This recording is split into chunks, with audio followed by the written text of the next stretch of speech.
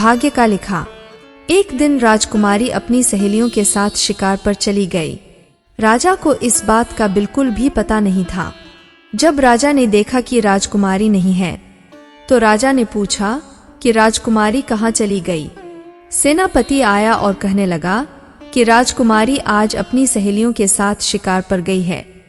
राजा को जब यह बात पता चली, तो उन्होंने राजकुमारी को वापस लाने के लिए सिपाहियों को भेजा।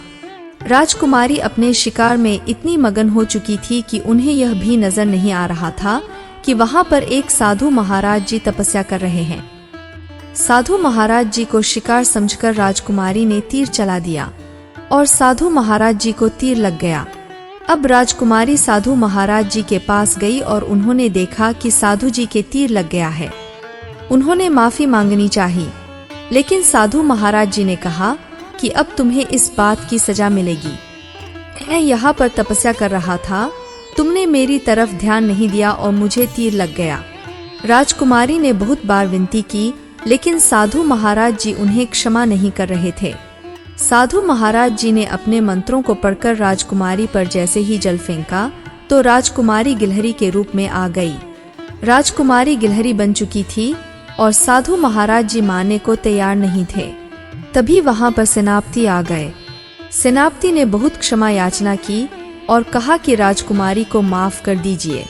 सेनापति ने कहा कि राजा को बहुत दुख होगा। साधु महाराज जी ने कहा कि ठीक है, मैं तुम्हारी विनती सुन लेता हूँ, तुम्हें एक काम करना होगा। उस पहाड़ी पर एक ऐसा फूल होता है जिसको जाकर तुम राजकुमारी को खिला दोगे तो वह पहले जैसे रूप में आ जाएगी। सेनापति भागते हुए राजा के पास गए, पूरी बात राजा को बताई। राजा को बड़ी चिंता होने लगी। राजा यही सोचने लगे कि भाग्य का लिखा कोई नहीं मिटा सकता, हमें उसके सामने झुकना पड़ता है।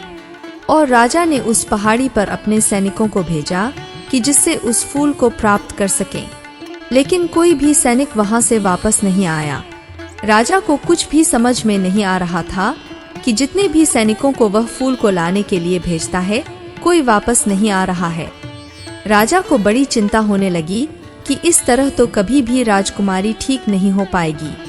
तभी गांव से एक आदमी राजा के पास आया और कहने लगा कि अगर मैं आपकी राजकुमारी को ठीक कर दूं, तो आप मुझे अपने राज्य में कोई नौकरी दे दोगे। राजा ने कहा कि अगर तुम यह काम कर सकते हो तो मैं तुम्हें अपना सेनापति बना दूंगा। आदमी बहुत गरीब था और अपनी समस्या से गुजर रहा था। वह जंगल में गया। उसने बहुत सारी परेशानियां उठाईं, बहुत सारी मुसीबतों को झेला। उसके बाद वह फूल लेकर वापस आ गया और राजकुमारी को खिला दिया, जिससे राजकुमारी ठीक हो गई। राजा प्रसन्न हो गए। राजा ने उसे अपने यहाँ पर नौकरी दे दी। ईमानदार आदमी बहुत आगे तक जा सकता है, इसीलिए इंसान को ईमानदार होना बहुत जरूरी होता है। राजा को यह बात पता थी, इसलिए राजा ने राजकुमारी का विवाह उसके साथ कर दिया। हमें अपने जीवन में ईमानदारी के साथ सभी काम करने चाहिए। हमारी ईमानदारी एक दिन हमें कामयाबी तक पहुंचा देती है। अगर आपको यह कहानी पसंद आई है तो आप इसे शेयर कर सकते हैं और कमेंट करके हमें भी बता सकते हैं।